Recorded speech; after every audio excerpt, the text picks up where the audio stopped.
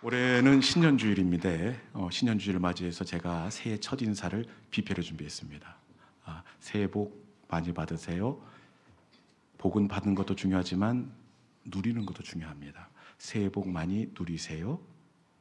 그리고 진짜 차원 다른 큰 복은 새해 복을 나누는 겁니다. 새해 복 많이 나누세요.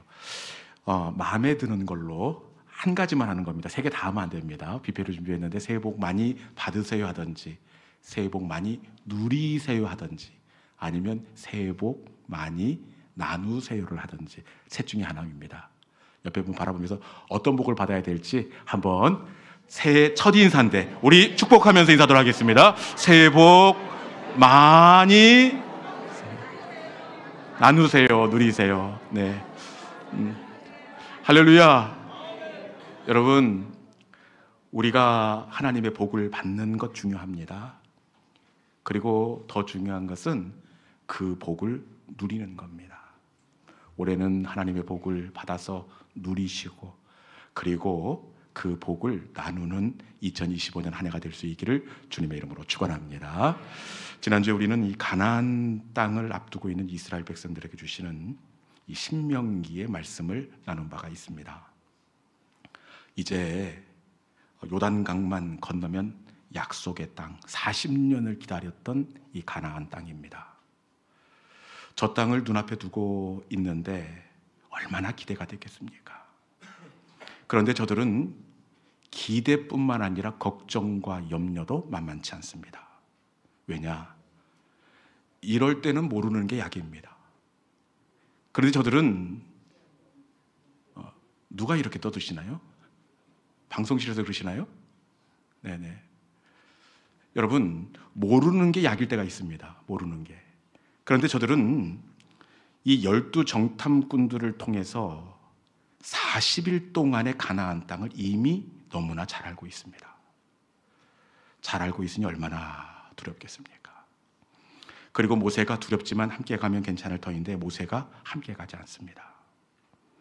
이런 저들에게 하나님께서 신명기를 통해서 어떤 말씀을 하셔야 옳을 것 같습니까?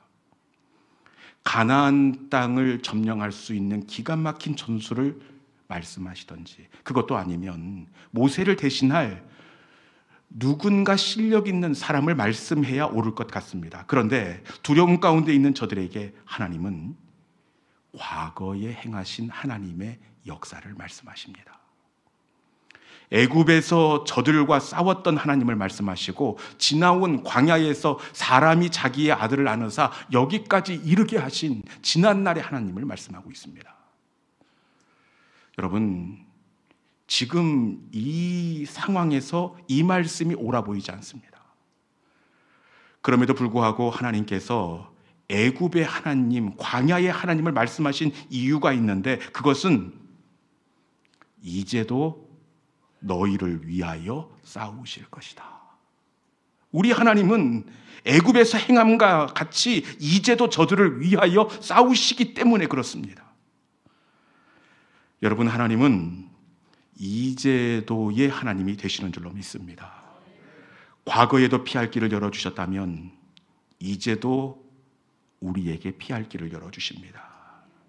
과거에 내 질병을 고쳐주셨다면 이제도 내 질병을 고쳐주시고, 과거에도 실망시키지 않았다면 올해도 우리 하나님은 우리를 실망시키지 않으시고 가장 선한 걸음으로 이제도의 은혜를 누리게 하십니다.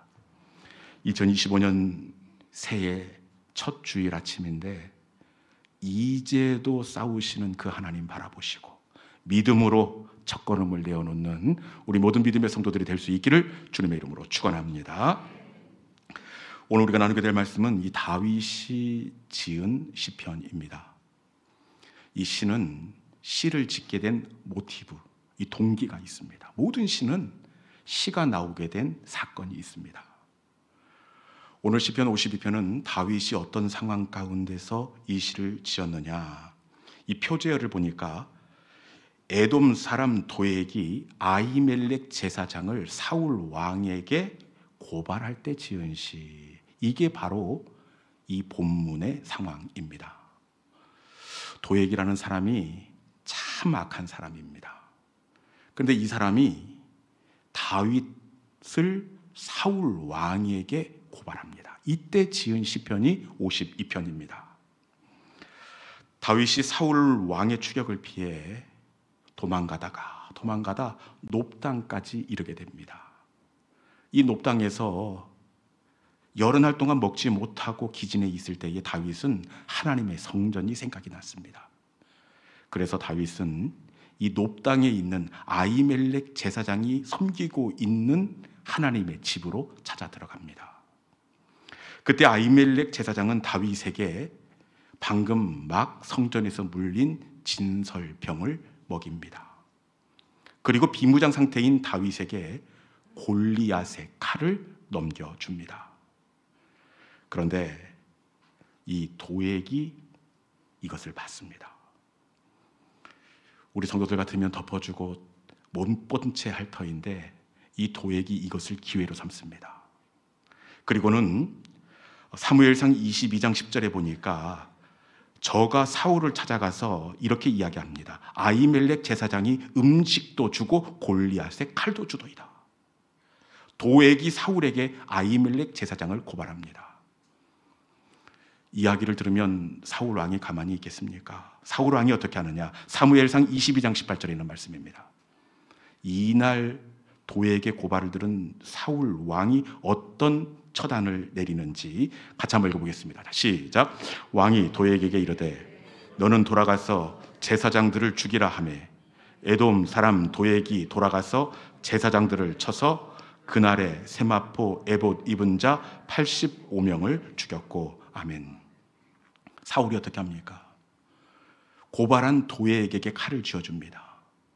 그리고는 놉당으로 가서 다윗을 도와준 대가로 아히멜렉만 죽이는 것이 아니라 동료 제사장 85명을 죽이도록 합니다. 이것도 정말 끔찍한 일인데 여기 그치지 않고 이어지는 다음 절에 보니까 노베 남녀와 아이들과 젖먹는 자들과 소와 나귀와 양도 칼로 쳤더라. 다윗을 도왔다는 이유로 해도 너무 지나친 복수를 지금 도액과 사울이 하고 있습니다. 여러분, 나 때문에 제사장만 죽은 것이 아니라 함께 동역하는 85명의 제사장이 죽었습니다. 뿐만 아니라 남녀, 여기서 여자는 제사장의 사모님입니다. 제사장의 사모님도 죽고 아이들도 죽고 심지어는 이 젖먹이는 아이들까지 이 도액이 잔인하게 살인을 합니다. 여러분이 만약에 여러분 때문에 누군가가 이런 일을 당했다면 여러분들은 견딜 수가 있겠습니까? 나를 돕다가 누군가가 이런 망패를 당했기 때문에 마음을 추스릴 수가 없을 것입니다. 당장이라도 찾아가서 아히멜렉을 고발한 도액이라는 자를 찢어 죽이고 싶을 겁니다. 그것도 아니면 까닭없이 자신을 미워하는 사울 왕을 찾아가 그가 한 것 이상으로 돌려주고 싶은 그런 마음이 들지 않겠습니까?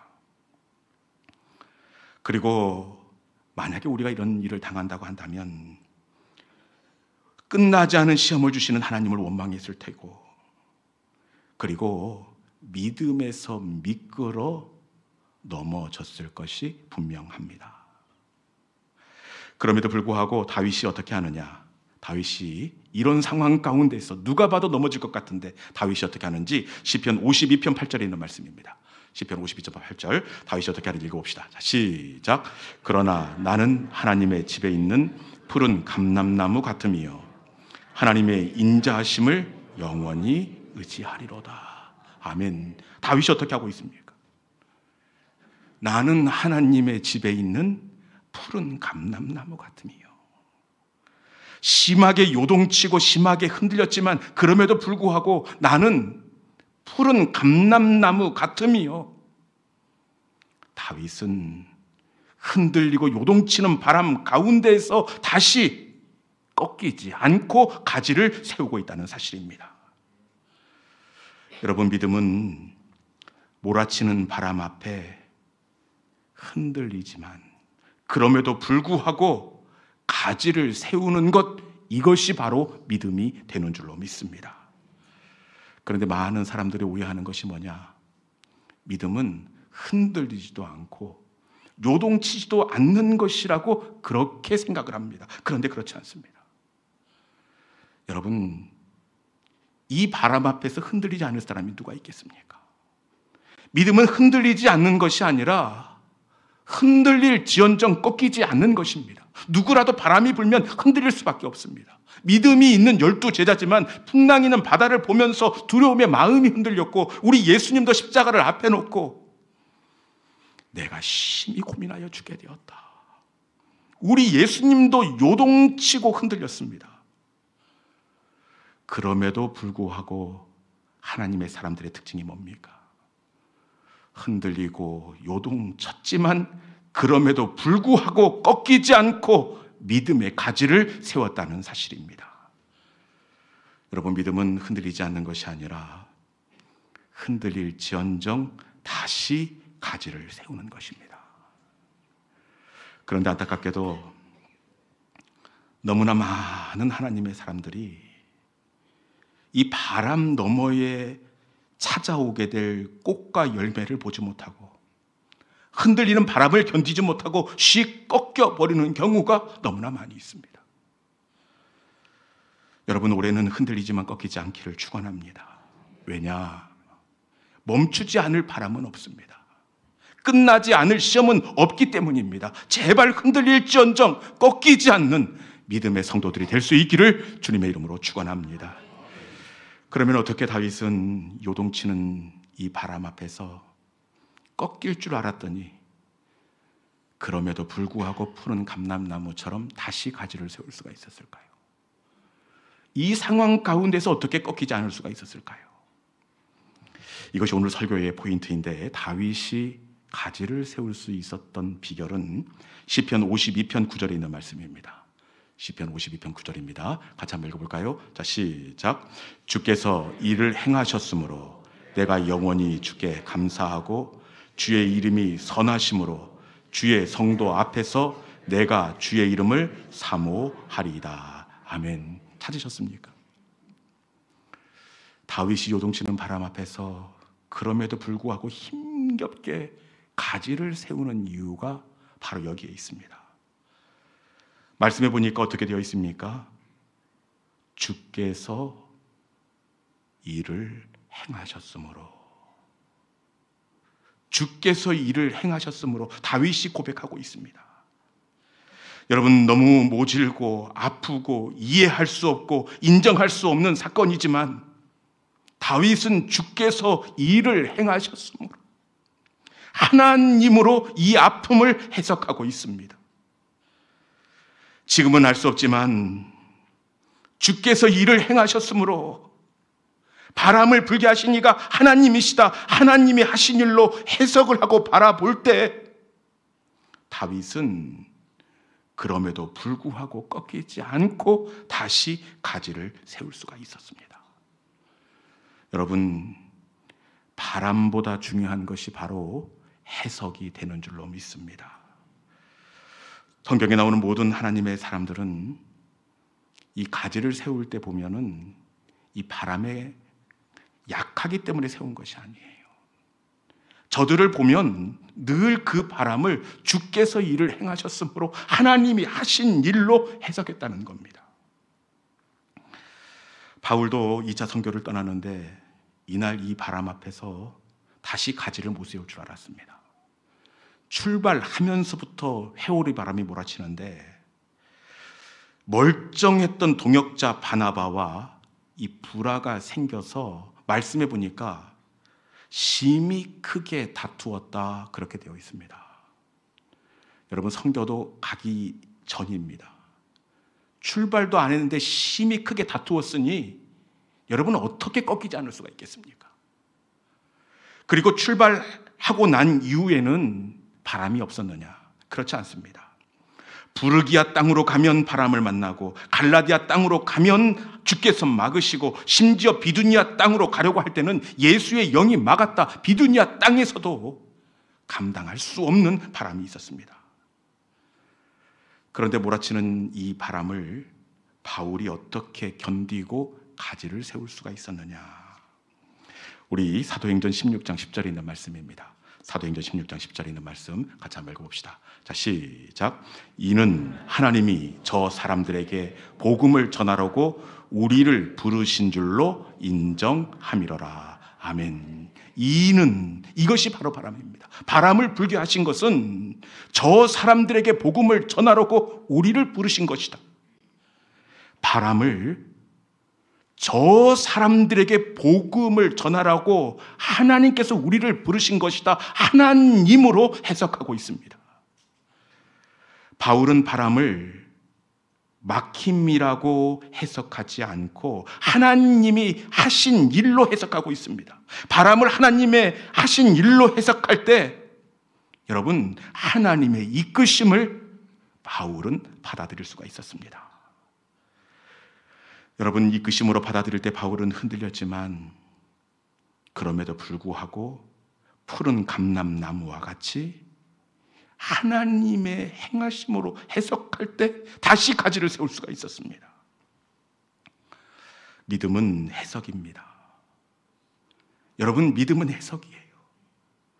세상 사람들은 인생의 바람을 시련이라고 해석을 하고 절망이라고 해석을 하지만 하나님의 사람은 인생의 바람을 주께서 일을 행하셨으므로 하나님이 하신 일로 해석하는 사람, 이 사람이 바로 하나님의 사람입니다.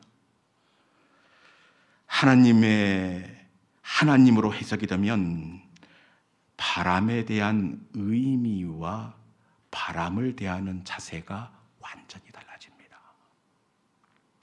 하나님이 일을 행하셨으므로. 여러분, 우리의 삶을 하나님의 관점으로 믿음으로 해석하는 올 한 해가 될 수 있기를 주님의 이름으로 축원합니다. 그렇게 하나님이 우리에게 주시는 최고의 복이 뭐냐?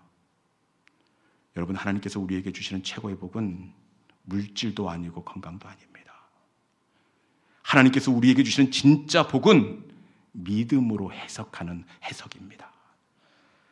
여러분, 믿음으로 해석이 되기만 하면 내 질병 가운데에서도 가지를 세울 수가 있고, 아무리 큰 상처와 아픔이 있다고 하더라도 오히려 이것을 가장 놀라운 하나님의 한수로 고백할 수 있다는 사실입니다. 우리의 과거에 아무리 어렵고 힘든 일이 있어도 그것을 하나님이 하신 일로 해석할 수만 있다면 여러분, 그것은 실수가 아니라 나를 향한 가장 복된 하나님의 결정으로 우리가 고백하게 된다는 사실입니다. 요셉을 봐도 그렇습니다. 요셉이 자신의 삶을 돌아보면서 그 삶을 믿음으로 해석을 하고 있더라고요. 여러분, 믿음으로 해석할 때 그 형들을 용서할 수가 있었습니다. 인간적인 눈으로 보면 나를 팔아넘긴 인신매매한 그 형들을 어떻게 용서할 수가 있겠습니까? 그런데 요셉은 과거의 그 결정, 과거의 일을 하나님이 하신 일로 해석하고 있다는 겁니다. 나를 이리로 보내신 이는 당신들이 아니라 하나님이시라. 애굽으로 팔아넘긴 것을 하나님으로 해석하고 있습니다. 여러분, 과거의 상처를 하나님으로 해석할 때 요셉은 용서할 수 없는 형들을 용서할 수 있었고, 하나님으로 해석할 때 가장 아프고 눈물 났던 그 자리가 가장 큰 하나님의 은혜와 가장 놀라운 하나님의 역사가 이루어진 자리로 그가 인정하고 받아들일 수 있었다는 겁니다. 저는 이 시간 예배의 자리에 나온 우리 모두에게 하나님께서 은혜 주시고 복 주시기를 원하는데, 이 시간 우리의 가장 아픈 상처의 자리가 믿음으로 해석되어지는 은혜와 복을 주시기를 주님의 이름으로 축원합니다. 여러분의 가장 아픈 그 자리가 어디입니까? 그 자리가 믿음으로 해석되기를 원하는데, 어떤 분은 그 자리가 사랑하는 가족을 떠나보낸 아픔의 자리일 수 있습니다. 어떤 분은 생각하지도 못했던 불의의 사고일 수 있고, 또 어떤 분은 이전에 신앙생활했던 이 정든 교회를 떠나온 사건일 수 있습니다. 여러분, 그런데 그 자리를 믿음으로 해석할 수 있기를 바랍니다. 그 자리를 믿음으로 해석하면 여러분, 흔들리지만 그럼에도 불구하고 다시 가지를 세울 수가 있습니다. 우리가 흔들리지만 믿음으로 해석하고 다시 가지를 세우면 푸른 감람나무 끝에 꽃이 피게 하시고 열매를 맺게 하신 하나님은 우리가 세운 가지 끝에도 열매와 꽃을 달게 하시는 하나님이 되시는 줄로 믿습니다. 이 시간 우리의 지나온 모든 시간들이 믿음으로 재해석되어지고 그래서 다시 하나님을 향하여 소망의 가지를 세우는 우리 모든 믿음의 성도들이 될 수 있기를 주님의 이름으로 축원합니다. 이 시간에 주신 말씀을 기억하면서 우리 함께 찬양으로 나아가도록 하겠습니다. 그날에 우리를 이루실 하나님은 완전하십니다. 우리 함께 주신 말씀 기억하면서 주여 우리 연약합니다. 우리 함께 찬양하겠습니다.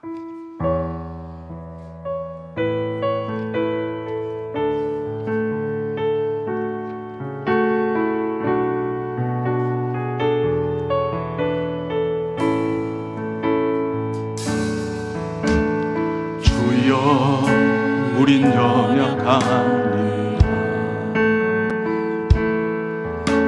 우린 오늘을 힘겨워 합니다. 주 뜻 이루며 살기에 부족합니다. 우린 연약한 주여 우린 넘어집니다. 우린 넘어집니다. 오늘 하루 또 실수합니다. 주의 긍휼을 구하는 죄인입니다. 우리 주만 바라보 한없는 주님의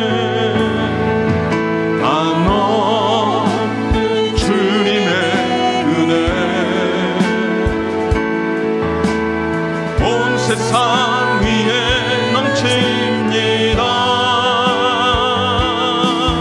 가릴 수 없는 주 영광 온 땅 위에 충만합니다. 주님